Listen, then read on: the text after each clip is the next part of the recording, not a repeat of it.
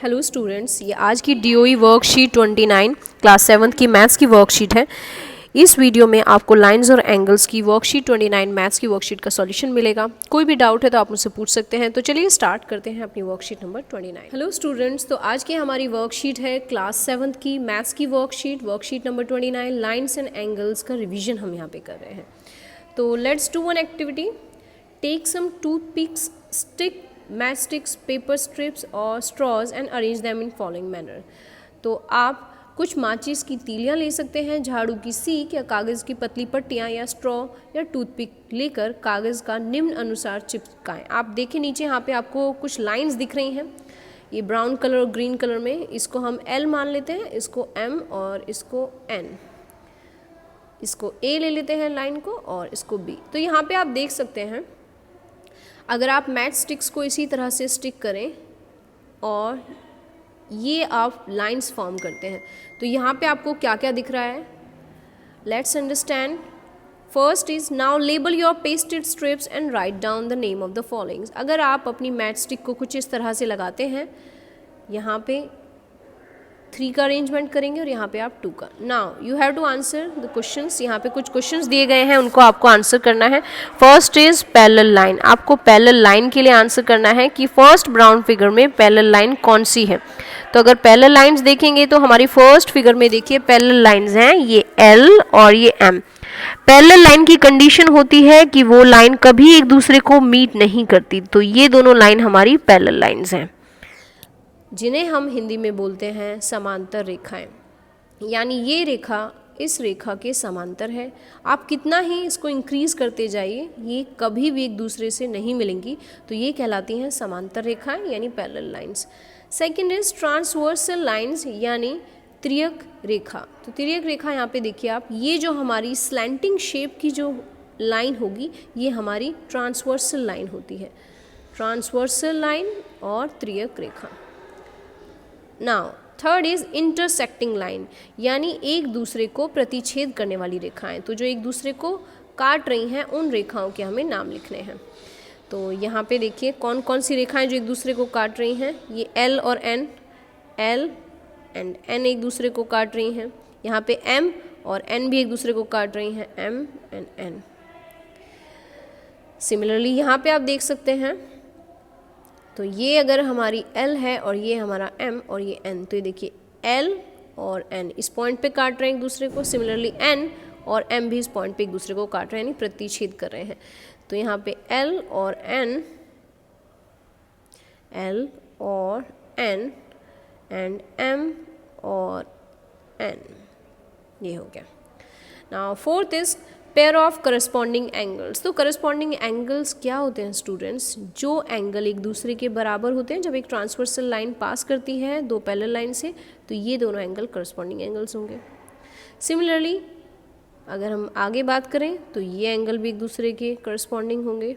Let's take it with the green colour. ये angle इस angle का करस्पॉन्डिंग एंगल होगा और यहाँ पे फिर हम डिफरेंट कलर ले लेते हैं, ये एंगल इस एंगल का करस्पॉन्डिंग एंगल होगा। तो अगर हम इन्हें नाम देना चाहें, इनके नाम लिखना चाहें, तो इसको A ले लेते हैं, इसको O, इसको P, ये हम B ले लेते हैं, ये C, ये D, ये E, ये F। तो अगर इस तरह के नाम लिखते हैं हम, तो हमारा ये एंगल जो होगा ये AON। तो pair of alternate interior angle पे हम बाद में जाएंगे, पहले हम फोर्थ पार्ट देख लेते हैं करस्पॉन्डिंग एंगल्स में। एंगल AOE, इसका पेयर होगा एंगल OPB, यानी ये जो है ये दोनों एक दूसरे के इक्वल है। सिमिलरली आप लिखेंगे AOD, फिर उसका जो करस्पॉन्डिंग होगा OPC। तो आपको जो भी मैंने हाईलाइट किए वो एंगल आपको लिखने हैं। Now pair of alternate interior angle यानी एकांतर अंतःकोण के युग्म, pair of alternate interior angle. तो यहाँ पे मैं ये पुराना वाला रब कर देती हूँ, आप वहाँ पे वीडियो को पॉज करके देख सकते हैं, रोक के आप लिख सकते हैं।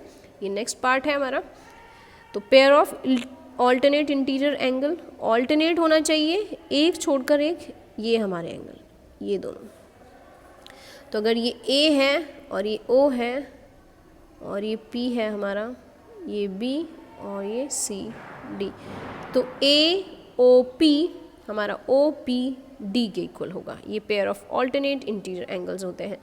Pair of vertically opposite angle, vertically opposite कौन से एंगल्स होते हैं, ये इसका वर्टिकली अपोजिट होगा, ये इसका वर्टिकली अपोजिट होगा।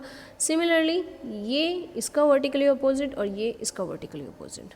वर्टिकली अपोजिट यहाँ पे भी आप देख सकते हैं, ये दोनों वर्टिकली अपोजिट हैं, ये दोनों वर्टिकली अपोजिट हैं।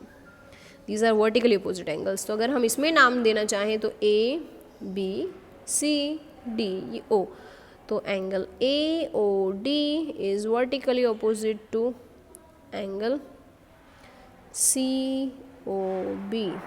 Similarly, angle AOC is vertically opposite to DOB.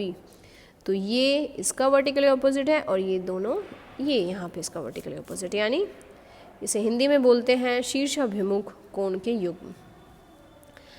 Now 7th is pair of alternate exterior angles. तो ऑल्टरनेट एक्सटीरियर एंगल्स की हम बात करते हैं, यहाँ पे ये हटा देते हैं। तो ये एंगल हमारा पेयर ऑफ एक्सटीरियर एंगल इसके होगा और यहाँ पे ये जो पेयर है हमारा,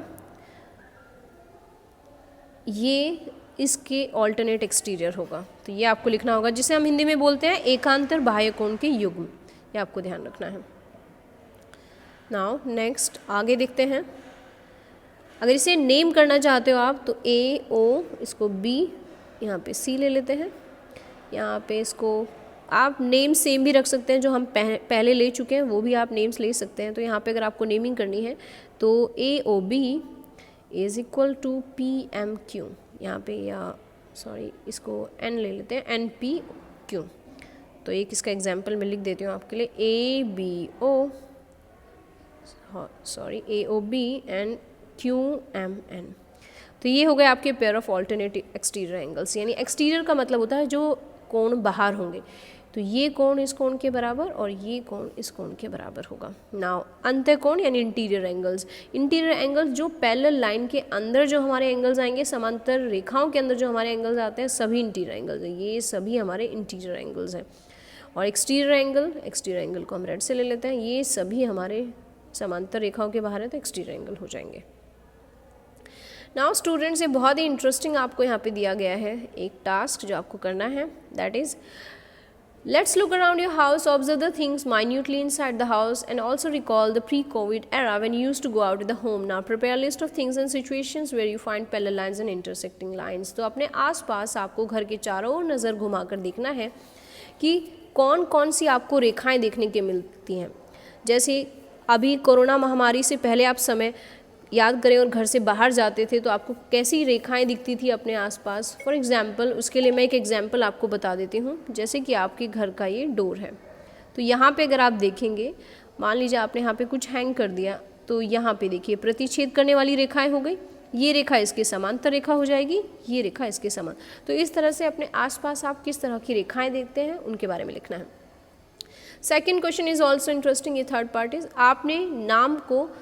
आपको अपने नाम को कैपिटल लेटर्स में लिखना है कुछ इस तरह से। फॉर एग्जांपल, किसी का नाम रमन है तो देखो रेखाओं का प्रयोग करके इस तरह से नाम लिखा गया। तो अगर मेरा नाम चेतना है तो मैं अपना नाम सी इस तरह से लिखूँगी। आपको भी अपना नाम इस तरह से स्ट्रेट लाइन का यूज़ करके लिखना है। तो यहाँ पे देखिए, और आपको उसके बाद इन रेखाओं में कोण और रेखाओं को चिन्हित भी करना है। इस तरह से मैं अपना नाम यहाँ पे लिख रही हूँ, आप अपना नाम यहाँ पे लिखेंगे। कोई भी लेटर हो आपके नाम में वो आपको लाइंस से ही लिखना है, यानी लाइंस का यूज़ करके ही आपको लिखना है, स्ट्रेट लाइंस का। तो you can use scale for that. अगर आप स्केल यूज़ करेंगे तो फिर आपको पता चलेगा कि आप सही कर रहे हैं। ओके, नाउ इन सभी प्रकार की रेखाओं तथा कोणों को चिन्हित करें। इसमें देखिए, आप यहाँ पे देख सकते हैं, यहाँ पे मैंने 90 डिग्री बनाया है, यहाँ पे ये भी 90 डिग्री बन रहा है और ये दोनों एक दूसरे के पैरेलल हैं, ये भी पैरेलल हैं, एक दूसरे के पैरेलल हैं, यहाँ 90 डिग्री फॉर्म हो रहा है। तो आप इस तरह से, ये देखिए ऑल्टरनेट इंटीरियर एंगल्स हो गए यहाँ पे। तो आप, और यहाँ पे देखिए एक ट्राइंगल फॉर्म हो रहा है। तो आपको भी अपने नाम को इस तरह से कैपिटल लेटर्स में लिखना है और उसमें चिन्हित यानी उसमें मार्क करने हैं किस तरह के एंगल्स और लाइन्स का यूज़ हुआ है। तो आई होप स्टूडेंट्स ये वीडियो आपको अच्छे से समझ में आया होगा। कोई भी डाउट है तो आप मुझसे पूछ सकते हैं। Thank you so much and keep watching for the new videos.